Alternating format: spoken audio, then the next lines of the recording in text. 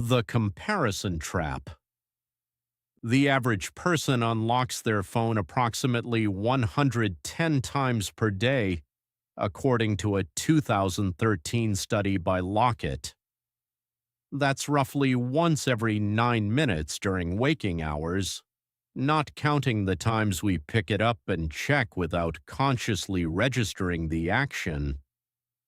For most of us, at least half of those moments are spent scrolling through carefully curated highlights of other people's lives. Vacation photos from Santorini, promotion announcements, engagement rings catching perfect light, home renovation reveals, children's achievements framed against impeccable backgrounds. Gong Gang, 2023. What we're seeing isn't reality, it's the executive summary, the highlight reel, the album cover without the B-sides. Not everyone will understand B-sides metaphor. Yet our brains don't process it that way. A graphic designer spends her lunch break watching former classmates post about their creative agency launches, their speaking engagements, their features in design publications. She's talented. Her portfolio proves that. But she works for a mid-sized firm doing competent, invisible work for pharmaceutical companies. Functional, forgettable. As she scrolls, each announcement lands like evidence in a case being built against her own choices. By the time she closes the app, the sandwich on her desk tastes like resignation. She didn't see the 11 p.m. client revision requests those agency owners fielded last night, or the credit card debt funding the office space in the photos, or the marriages strained by 70-hour weeks. She saw success and measured her life against it. This isn't occasional, it's architectural, embedded in how these platforms generate revenue. Engagement algorithms prioritize content that provokes reaction, and nothing provokes reaction quite like envy dressed as inspiration. The posts that surface aren't random. They're the ones that make you stop scrolling, that create just enough discomfort to keep you comparing, just enough aspiration to keep you returning for the next hit of inadequacy. Social media doesn't just show us what others have accomplished. It creates the illusion of simultaneity, collapsing everyone's timelines into a single feed where your Tuesday morning coffee appears beside someone else's book launch, someone else's marathon finish, someone else's flawless kitchen renovation. Your brain registers these as happening at the same time, in the same world, under the same conditions. The comparison becomes unavoidable because the contrast is designed to be visceral. You forget that what you're seeing represents perhaps the top 2% of someone's week, photographed from the most flattering angle, filtered, captioned with the perfect balance of humility and pride, posted at the algorithmically optimal time. You forget because remembering requires constant cognitive effort, and your brain is already tired from the 47 other decisions you've made since breakfast. The path of least resistance is to accept what you see as representative truth. What happens next is where the real damage occurs. You start evaluating your progress not against your own starting point, but against someone else's public highlight. The novel you've been drafting for 6 months feels like failure when a stranger's debut book announcement appears in your feed. Never mind that they might have spent 8 years writing it, or that their definition of success might be entirely different from yours. The comparison happens before conscious thought intervenes. triggering a cascade of self-doubt that lingers long after you've moved on to the next post. The nature of comparison shifts when it becomes your primary lens for evaluating meaning. That job you were reasonably content with last month, the one with decent colleagues, tolerable commute, work that occasionally engaged you, suddenly feels insufficient when filtered through the accomplishments populating your screen. Not because anything about the job changed, but because your reference point shifted from internal satisfaction to external validation. The goalpost moved while you were looking at someone else's scoreboard. Recognition, when it finally comes in your own life, operates through this distorted lens. A responsibility increase that would have felt significant in isolation gets measured against someone's vice president announcement. New projects that demonstrate growing trust from leadership seem modest compared to the keynote speaking invitations your connections are posting. Even genuine advancement gets processed through a framework where you're gaining ground, where your conviction about being in the right place is solidifying, and yet the satisfaction feels muted because somewhere in your feed, someone else's version looks shinier. The paradox becomes inescapable. The very tool we use to maintain connection creates the disconnection we feel most acutely. We scroll seeking validation and find instead an endless supply of evidence that we're falling behind, that our pace isn't fast enough, that our achievements don't quite measure up to the standard being performed in thousands of carefully composed posts. This isn't about individual weakness or insufficient gratitude. It's about a system designed to exploit the fundamental human tendency to evaluate ourselves relative to our peers, then placing that evaluation mechanism in our pockets with push notifications. We tell ourselves we stay because we're passionate, because we're committed, because we're not quitters. But sometimes we stay because everyone around us expects us to. Social conformity is one of the most powerful forces shaping human behavior. From an evolutionary standpoint, belonging to the group meant survival. Our ancestors who strayed too far from tribal norms risked ostracism or worse. That ancient wiring still runs deep in our psychology, making the approval of our peers feel like a matter of life and death, even when rationally we know it isn't. When our friends are climbing corporate ladders, buying homes, getting married, or pursuing advanced degrees, the pressure to follow similar paths can be overwhelming. We absorb these expectations so thoroughly that we often mistake them for our own authentic desires. The insidious part is how invisible this process becomes. You don't wake up one morning and consciously decide to abandon your dreams in favor of meeting social expectations. Instead, it happens gradually, through 1,000 small compromises and rationalizations. You choose the stable job over the creative pursuit because that's what responsible adults do. You stay in the relationship because breaking up would disappoint your family and confuse your friends. You continue the graduate program because you've already told everyone you're going to finish, and the thought of their questions and judgments feels unbearable.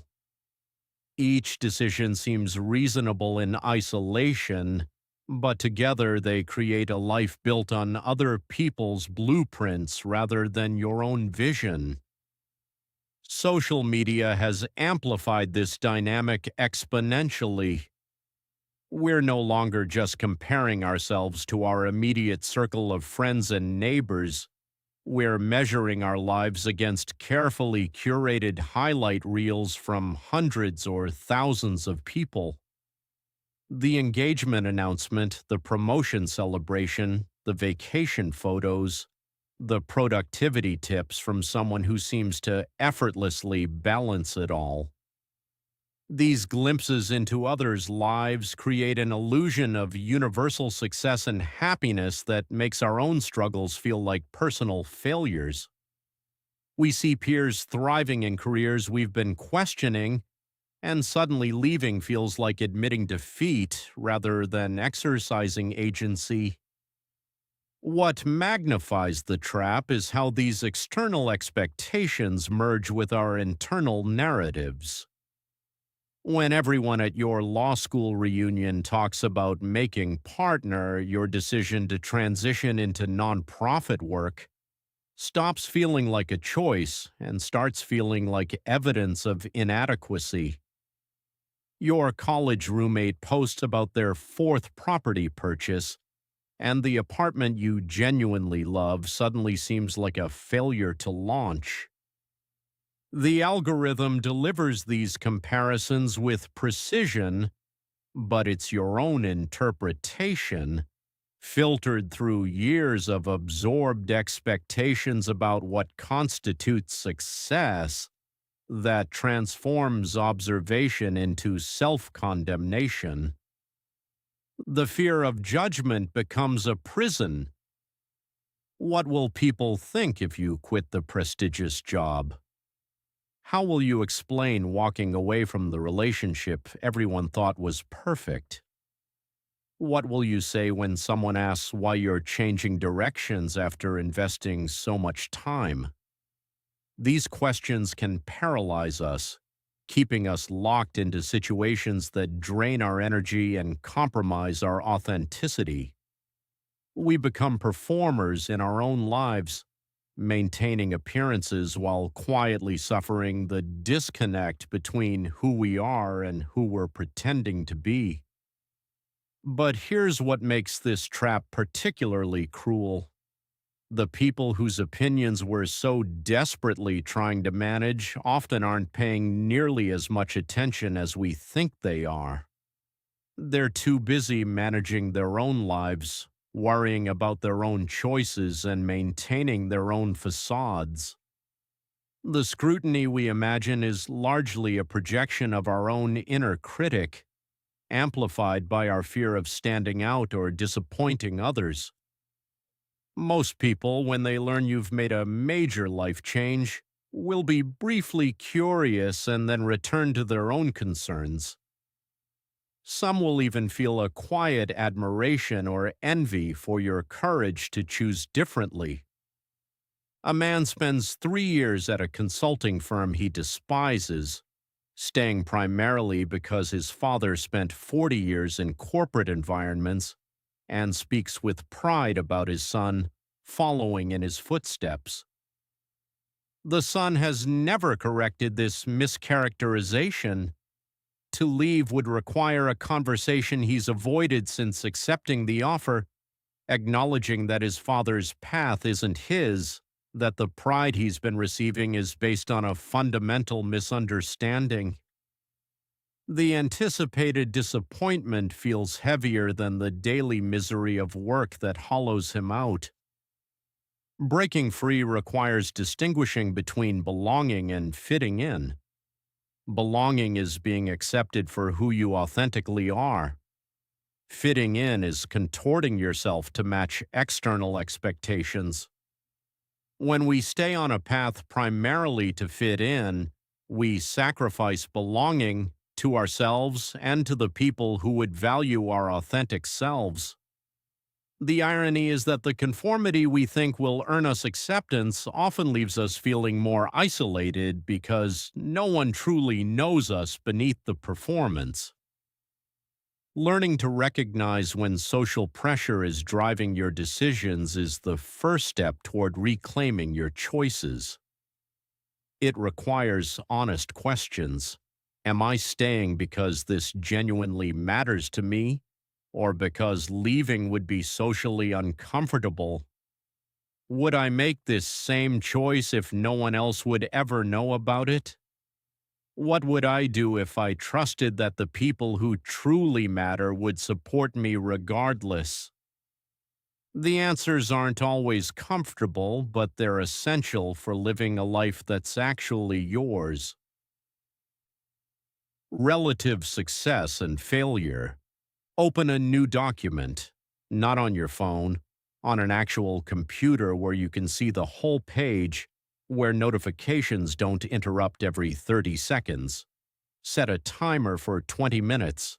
You're going to do something uncomfortable.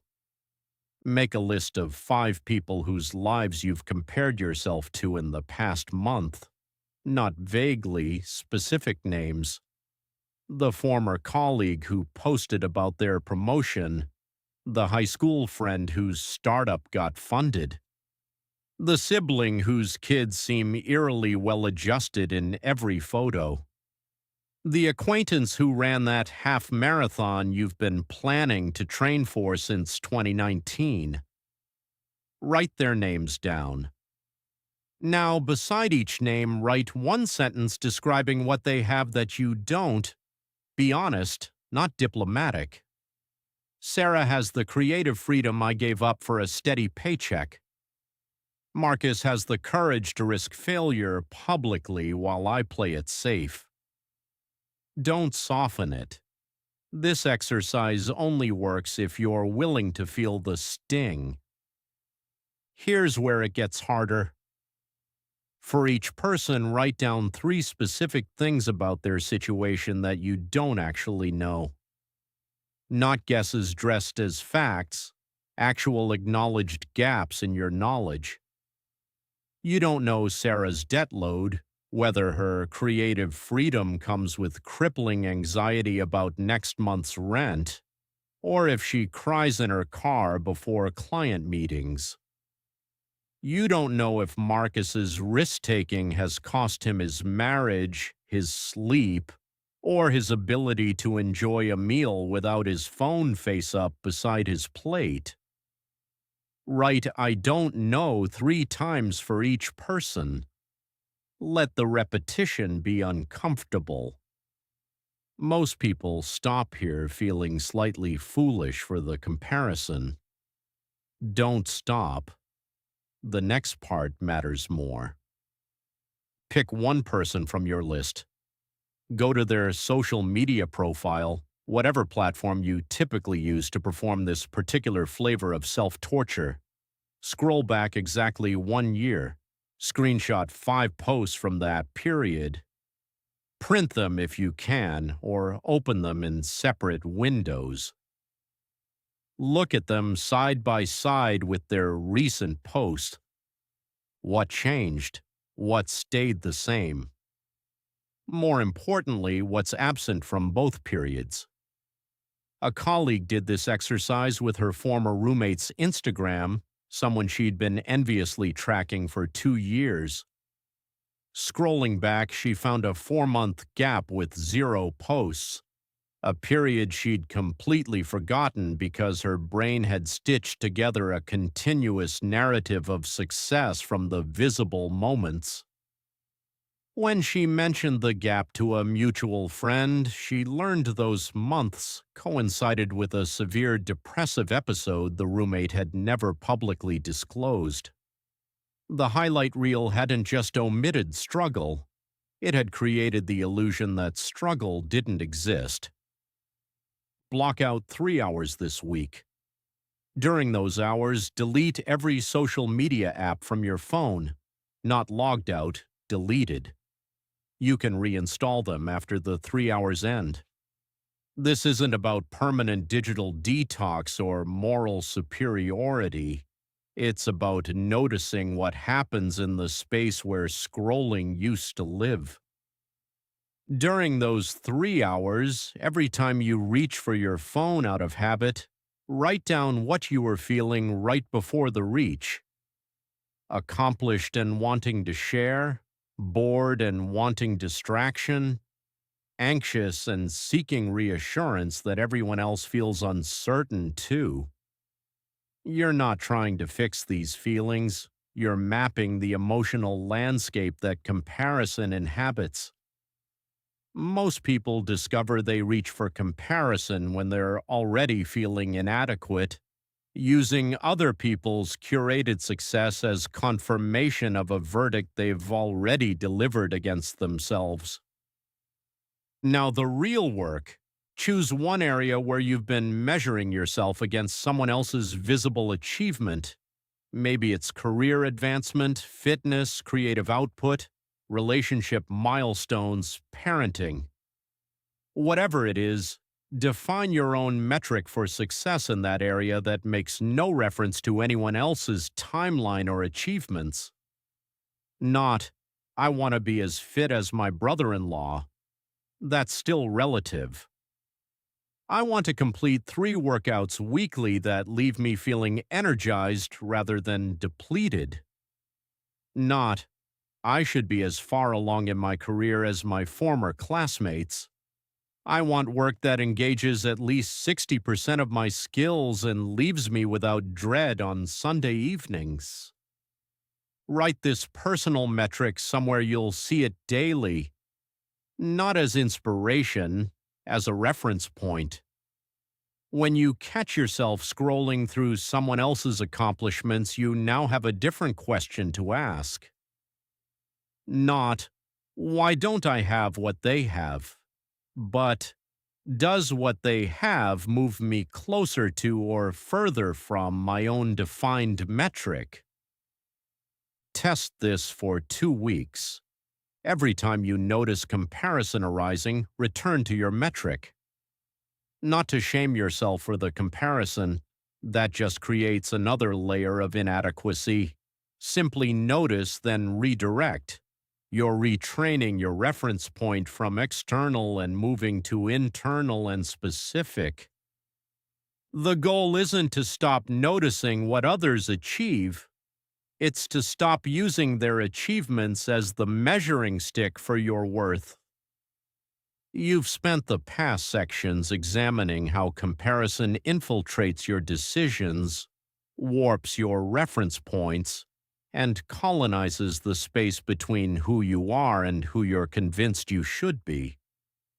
You've tracked the mechanics, identified the patterns, maybe even caught yourself mid-scroll recognizing the trap as you walked into it anyway.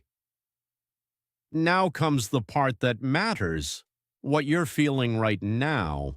That uncomfortable recognition that comparison has been driving decisions you thought were yours isn't failure. It's the prerequisite for change. Every person who has successfully reclaimed their internal compass started exactly where you are, aware of the problem but not yet free from it, seeing the pattern but still caught in it. That gap between knowing and doing isn't a character flaw. It's the space where transformation happens, assuming you're willing to occupy it long enough to let new neural pathways form. Here's what you've learned that you can't unlearn, even if part of you wishes you could. Comparison doesn't just make you feel inadequate about what you have. It fundamentally distorts your ability to know what you actually want, separate from what you think you should want based on what others visibly possess. When you stay in a career because leaving would mean falling behind peers, or push toward a promotion primarily because it matches someone else's timeline, you're not making strategic decisions. You're outsourcing your life's direction to people who aren't living your life. When that comparison triggers imposter syndrome, you end up trapped in a bizarre double bind, feeling like a fraud for having what you have, yet unable to leave because departing would confirm the fraud. You simultaneously want to quit and feel you can't, both impulses rooted in the same external reference point. But imposter syndrome, for all its misery, contains useful information if you're willing to examine it. Sometimes it signals that you're genuinely misaligned, that you're succeeding at something that doesn't actually matter to you, and your psyche is registering the dissonance as fraudulence. Other times it signals only that you've internalized others' metrics so completely that your own legitimate achievements feel unearned because they don't match the specific path you watched someone else take. Distinguishing between these requires asking a harder question than, "Am I good enough?" It requires asking, "Would I want this if no one knew I had it?" The exercises you've worked through aren't one-time fixes, they're practices, which means they only function through repetition. Your brain has spent years, maybe decades, outsourcing evaluation to external metrics. 2 weeks of tracking won't reverse that. What it will do is create enough space between stimulus and response that you start catching the pattern before it runs its full cycle. You'll still compare, but you'll notice yourself doing it, which means you'll have a choice about whether to complete the thought or redirect to your own metric. That choice, repeated hundreds of times over months, is what eventually shifts your default reference point from external to internal. Not permanently, not perfectly, but enough that decisions start coming from a different place, enough that you can see someone else's achievement and feel genuine appreciation without it triggering a referendum on your own worth. Enough that you can evaluate whether to stay or leave based on alignment rather than ranking. What comes next builds on this foundation, but it requires something harder than tracking patterns or deleting apps. It requires looking directly at what happens when you actually begin to leave, when you move from recognizing misalignment to acting on it. Because comparison doesn't just keep you stuck by making you feel inadequate. It makes leaving feel like public failure, like descending a ladder everyone can see while they continue climbing. The fear isn't just internal anymore, it's social, visible, subject to judgment from the same people whose curated achievements you've been measuring yourself against. You'll need to understand how to navigate that visibility, how to communicate change without justifying your entire existence, how to distinguish between people whose opinions genuinely matter and people whose opinions you've granted authority they never asked for. You'll need strategies for the gap between when you know you're leaving and when you can publicly act on it.